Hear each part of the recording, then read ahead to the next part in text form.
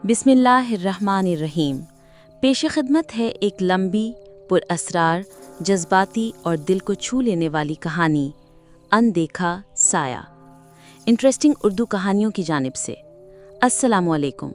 अगर आपको हमारी कहानियाँ पसंद आएँ तो सब्सक्राइब करें, लाइक करें और शेयर ज़रूर करें ताकि हर नई कहानी आप तक फ़ौरन पहुँचे। एक छोटे से शहर के एक पुराने मगर पुरसुकून इलाके में एक छोटे से खूबसूरत से घर में एक खुशहाल फैमिली रहती थी। माँ, जिसका नाम शमीम बेगम था, मोहब्बत का पैकर थीं। 3 बेटियाँ, फ़ायज़ा, नौरीन और सबीन, जिनमें सबसे बड़ी फ़ायज़ा थीं, और एक बेटा फ़रहान, जो सबका लाडला था। घर के सरबराह इमरान साहब एक स्कूल में प्रिंसिपल थे। वो अपने बच्चों को दुनिया की हर खुशी देना चाहते थे। उनकी छोटी छोटी ख्वाहिशों को भी समझ जाते और चुपके से पूरी कर देते।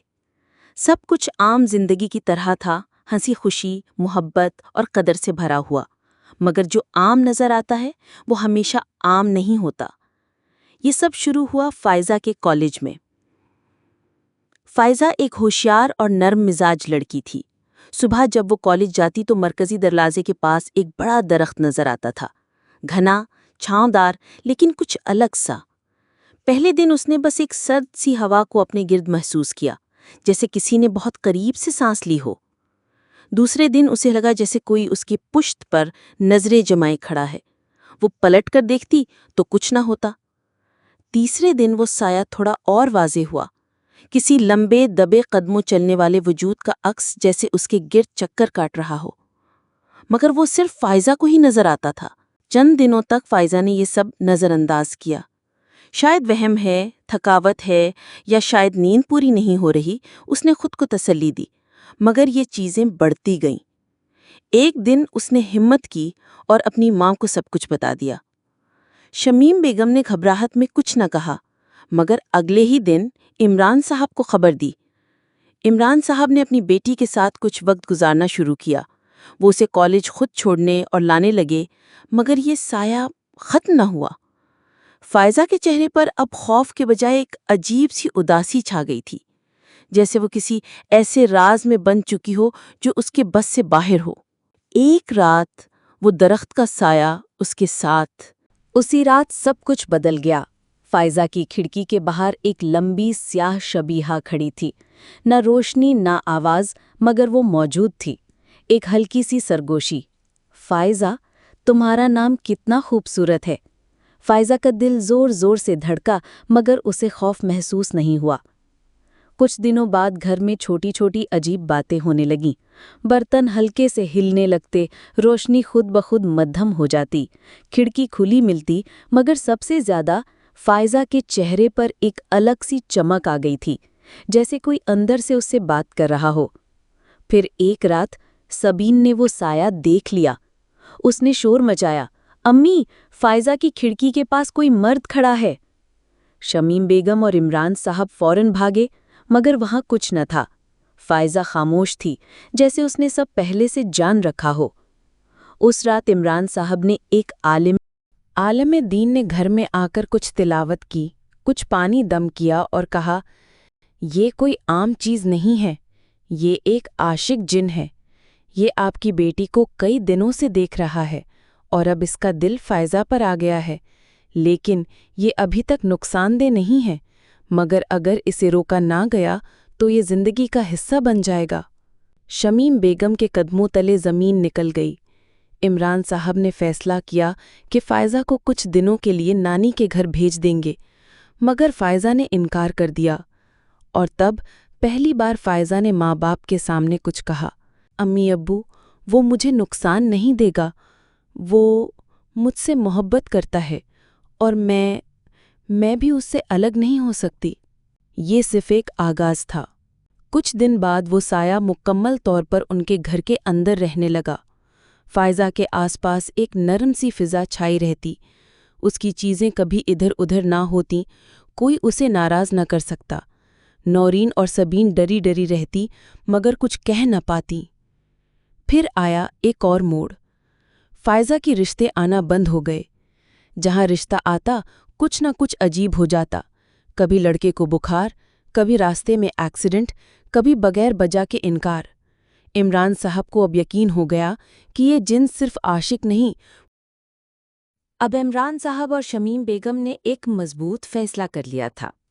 हम अपनी बेटी को एक साये के रहमो करम पर नहीं छोड़ सकते।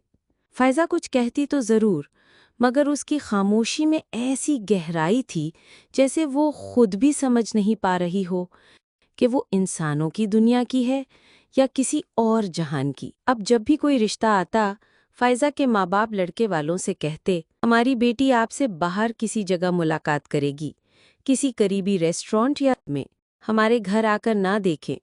हम कुछ ज़ाती वजूहात की बना पर घर पर मुलाकात नहीं करवाते। ये सुनकर कई लोग इनकार कर जाते, मगर कुछ फिर भी आमादा हो जाते। और फिर वो लम्हा आ गया। एक रोज़ लाहौर से एक अच्छे ख़ानदान ने फ़ायज़ा के लिए रिश्ता भेजा। लड़के का नाम था आसिफ महमूद, एक सादा, पढ़ा लिखा, नरम मिजाज नौजवान जो एक IT कंपनी में काम करता था।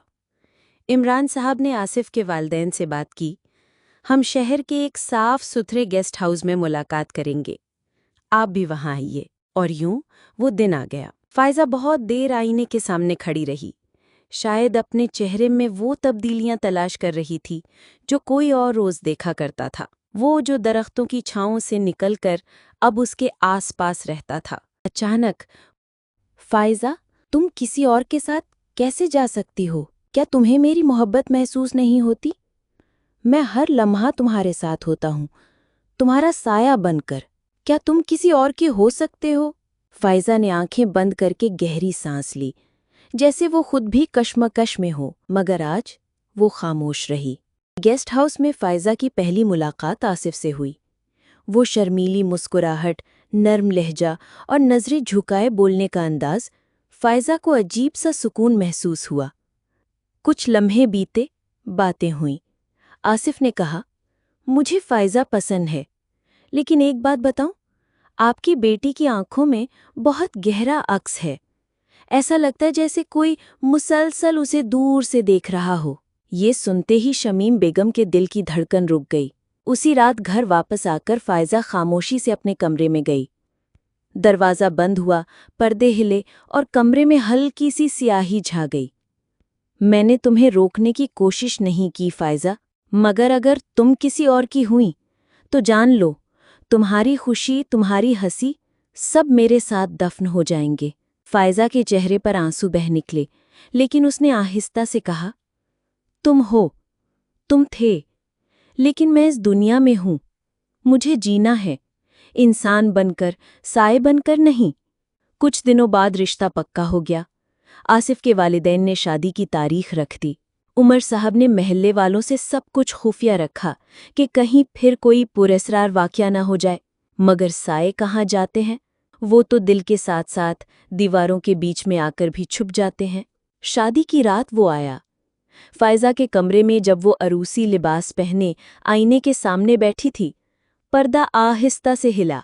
आईने में उसका अक्स थमा और उसके कानों में सरगोशी गूंजी, याद रखना, अगर तुम कभी रोएं तो मैं वो आंसू नहीं देख सकूंगा।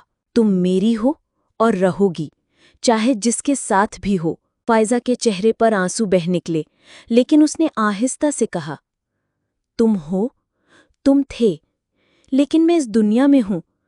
मुझे जीना है, इंसान बनकर, साए बनकर नहीं। फ़ायज़ा की नई जिंदगी शुरू हो चुकी थी। आसिफ एक मोहब्बत करने वाला शौहर था, समझदार, ख्याल रखने वाला और हमेशा फ़ायज़ा के चेहरे पर मुस्कुराहट देखना चाहता था। मगर फ़ायज़ा के चेहरे की मुस्कुराहट जैसे अधूरी थी।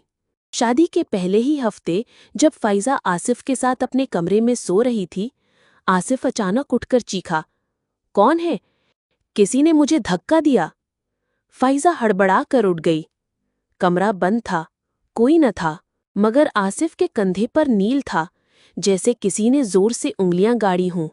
अगले दिन फ़ायज़ा की माँ शमीम बेगम, बहनें और फरहान उससे मिलने आए। सबीन ने फ़ायज़ा के चेहरे को गौर से देखा और फौरन बोली, फ़ायज़ा, अब भी वो साया आता है क्या? नौरीन ने फौरन हाथ रोका। अरे सबीन, शादी हो गई, सब कुछ खत्म हो गया। मगर फ़ायज़ा खामोश रही। शमीम बेगम ने आहिस्ता से हाथ पकड़ा। बेटा, तुम्हारा शौहर ठीक तो है? तुम खुश हो ना? فائزہ کی آنکھیں بھر آئیں۔ اس نے صرف اتنا کہا کہ کبھی کبھی مجھے لگتا ہے میں 2 دنیاؤں میں رہ رہی ہوں، ایک یہاں اور ایک جو میرے ساتھ آ گئی ہے۔ حد سے بڑھنے لگے۔ ایک روز آصف دفتر جانے لگا تو گاڑی کے بریک فیل ہو گئے۔ معجزانہ طور پر بچ گیا۔ کبھی آفس فائلیں غائب، کبھی کمر درد کی شکایت، کبھی عجیب خواب کے جیسے کوئی اس کے گرد دیوار کھینچ رہا ہو۔ ایک رات اس نے فائزہ سے صاف پوچھ لیا، فائزہ، کیا تم کچھ چھپا رہی ہو؟ کیا تمہارے ساتھ کوئی سایہ یا کوئی پراسرار چیز آج بھی ہے؟ فائزہ کی آنکھوں سے آنسو بہنے لگے۔ آصف، میں تم سے جھوٹ نہیں بول سکتی۔ وہ گیا نہیں، وہ میرے ساتھ ہے، کبھی کمرے کے کونے میں خاموش، کبھی آئینے کے عکس میں، کبھی تمہارے پیچھے خاموش کھڑا رہتا ہے۔ وہ مجھ سے دور نہیں گیا۔ پھر ایک بڑی خبر، فائزہ حاملہ ہو گئی۔ سارا گھر خوشیوں سے بھر گیا۔ شمیم بیگم نے فوراً نظریں مان لی، نورین نے بچوں کے کپڑے لے لیے، آصف نے بچوں کا کمرہ تیار کرنا شروع کر دیا، لیکن جن کے قدم کہاں پیچھے ہٹتے ہیں۔ فائزہ کو خواب آنے لگے، جن کے ہاتھ میں ایک ننھی سی بچی تھی اور وہ کہتا، یہ میری ہے، تمہاری نہیں۔ فائزہ ہر رات جاگ اٹھتی، سانسیں ٹوٹتی ہوئی، چیختی ہوئی۔ آصف اب چپ نہ رہ سکا۔ اس نے ایک بزرگ عامل کو بلایا۔ آصف اب چپ نہ رہ سکا۔ اس نے ایک بزرگ عامل کو بلایا۔ عامل نے جب دم کیا تو کمرے کی کھڑکی خود بخود کھل گئی، روشنی جھپکی اور ایک جلتی خوشبو کمرے میں پھیل گئی۔ عامل نے صرف اتنا کہا، یہ کوئی عام سایہ نہیں، یہ تمہاری بیوی کا عاشق ہے، اور اب وہ اس کے رحم کے رشتے پر قابض ہونا چاہتا ہے۔ اگر ہم نے بروقت نہ روکا تو یہ بچی کبھی تمہاری نہ رہے گی۔ 9 مہینے کے بعد ایک بیٹی نے جنم لیا، ننھی سی معصوم سی بچی جس کا نام رکھا گیا علیزہ۔ پہلی رات ہی فائزہ نے اپنی آنکھوں سے علیزہ کے جھولے کو خود بخود ہلتے دیکھا، اور دور دیوار کے سائے میں ایک دھندلا سا عکس، ایک نرم خفا سا لہجہ، میری بیٹی کتنی پیاری ہے نا، کبھی اسے مجھ سے دور نہ کرنا فائزہ، ورنہ تم ماں نہیں رہو گی۔ اب آصف ٹوٹ چکا تھا۔ وہ روز سجدے میں گھنٹوں بیٹھا رہتا۔ فائزہ کی آنکھیں ویران ہو چکی تھیں اور ننھی علیزہ گود میں سوتی، مگر اکثر رات کو اچانک مسکرا دیتی، جیسے کوئی اس کے کانوں میں کوئی لوری سنا رہا ہو۔ تو انٹرسٹنگ اردو کہانیاں کو ضرور سبسکرائب کریں اور شیئر کریں ان لوگوں کے ساتھ جو ایسی کہانیوں کو سن کر دل کی گہرائیوں سے سوچنے لگتے ہیں۔ اللہ آپ کو اور آپ کے گھر کو ہر نظر بد، ہر سائے اور ہر اندھیرے سے محفوظ رکھے، آمین۔